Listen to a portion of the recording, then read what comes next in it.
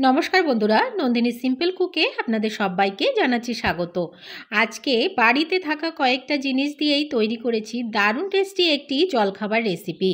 একদমই সহজ পদ্ধতিতে আর অল্প কিছু জিনিস দিয়েই এই রেসিপিটি তৈরি করে নিতে পারেন। সকাল সন্ধ্যা বা স্কুল টিফিনে বা অফিসের টিফিনেও কিন্তু দুর্দান্ত টেস্টি একটি রেসিপি তৈরি হয়ে যাবে। তাহলে আর দেরি না করে চলুন দেখে নিই। আজকের রেসিপিটি তৈরি করার জন্য প্রথমে এদিকে একটা বোলে নিয়ে নিচ্ছি আমি গমের আটা। এখানে আমি চায়ের কাপ মেপে 3 কাপ মতো গমের আটা নেব। এখানে 2 কাপ আছে, প্রথমে আমি 2 কাপ দিয়ে দিচ্ছি। আরও এই বাটিটারই হাফ বাটি আমি এখানে দিয়ে দিচ্ছি। চায়ের কাপ মেপেই কিন্তু এখানে 3 কাপ নেওয়া আছে। 3 কাপেই অনেকগুলো কিন্তু রেডি হয়ে যাবে। এবারে এখানে দিয়ে দেব স্বাদ মতো লবণ।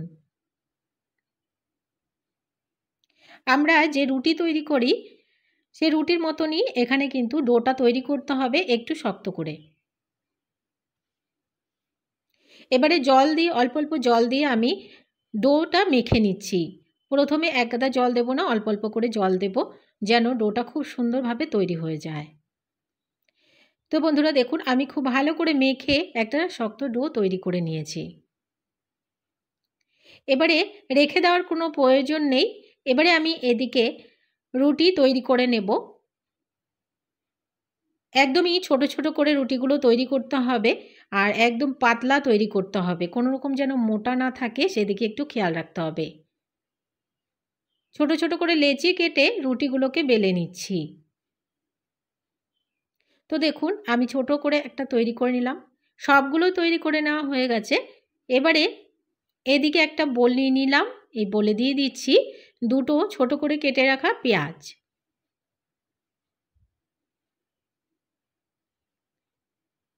আমি মাঝারো সাইজের পেঁয়াজ নিয়েছি দুটো, বড় হলে একটা নিলেও হবে।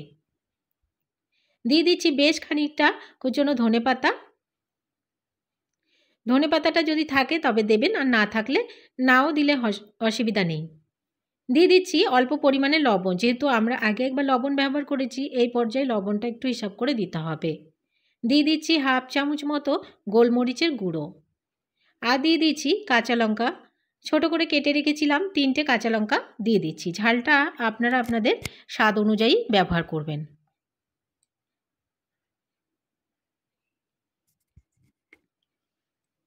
এবারে এখানে আমি দিয়ে দেব 5টা ডিম। ডিমগুলোকে ফাটিয়ে নিয়ে নিচ্ছি। আপনারা যতগুলো তৈরি করবেন টিফিন সেই হিসাব করে এখানে ডিমটা আর আটাটা নিতে হবে। 5টা ডিমই আমি ফাটিয়ে নিয়ে নিয়েছি। এবারে ডিমগুলোকে খুব ভালো করে ফেটিয়ে মিশিয়ে নিতে হবে। কোনো রকম যেন একটা ডিমও গোটা না থাকে সেদিকে একটু খেয়াল রাখতে হবে। খুব ভালো করে ডিমটাকে ফেটিয়ে নিতে হবে। ডিমটাকে খুব ভালো করে কিছুক্ষণ সময় নিয়ে ফেটিয়ে নিলাম।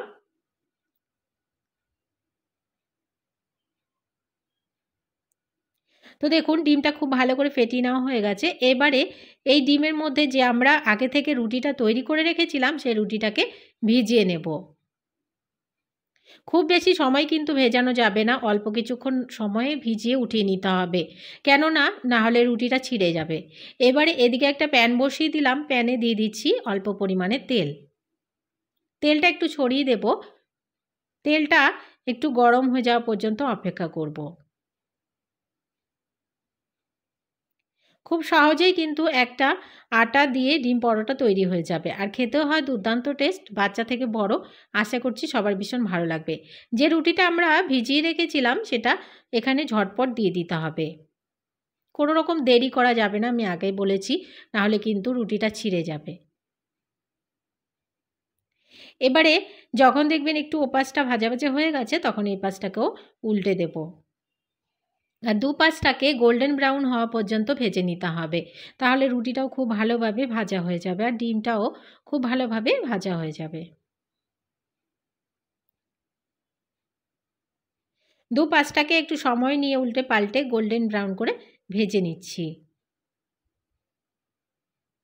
ওই পাশটা একটু গোল্ডেন ব্রাউন হয়ে গেছে, এবারে উল্টে দিয়ে এই পাশটাকেও একটু ভেজে নিচ্ছি।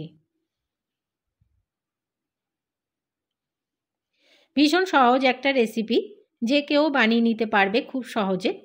আর সময়ও কিন্তু খুব কম লাগে বন্ধুরা, আপনারা যদি তৈরি করেন তাহলেই বুঝতে পারবেন। তো দেখুন খুব ভালোভাবে এটা ভেজে নেওয়া হয়ে গেছে দুপাশটাকে গোল্ডেন ব্রাউন করে।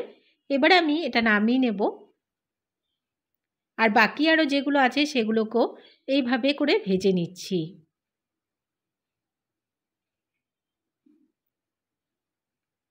তো বন্ধুরা সবগুলোকেই আমি ভেজে নিয়ে ফিরে এলাম। কতটা লোভনীয় দেখতেও হচ্ছে আপনারা দেখে বুঝতেই পারছেন। বাচ্চাদের স্কুলের টিফিনেও কিন্তু এই রেসিপিটি দিতে পারেন। আজকের রেসিপি ভালো লাগলে একটা লাইক করার অনুরোধ রইল, অনেক অনেক শেয়ার করে দেওয়ারও অনুরোধ রইল। নতুন বন্ধু আমার চ্যানেলে যদি নতুন এসে থাকেন আমার চ্যানেলটিকে সাবস্ক্রাইব করে আমার পাশে থাকার অনুরোধ রইল। পাশে থাকা বেল আইকনটাকে প্রেস করতে ভুলবেন না, এ ধরনের রান্নার নোটিফিকেশনগুলো আপনাদের কাছে সবার আগে পৌঁছে যাওয়ার জন্য। আজকের রেসিপি এখানে শেষ করছি, চলে আসবো অন্য কোনো দিন অন্য একটা রেসিপির সাথে। এই রেসিপি যখন বাচ্চাদেরকে সার্ভ করবেন তখন একটু সস দিয়ে দেবেন, তাহলে দেখবেন খেতে অনেক বেশি ভালো লাগবে, ওরাও মজা পাবে। আর আজকের রেসিপি ভালো লাগলে কমেন্টস বক্সে জানাতে ভুলবেন না কেমন হয়েছে। সবাই ভালো থাকবেন, সুস্থ থাকবেন, চলে আসবো অন্য কোনো দিন অন্য একটা রেসিপির সাথে। আজকের মতো টাটা।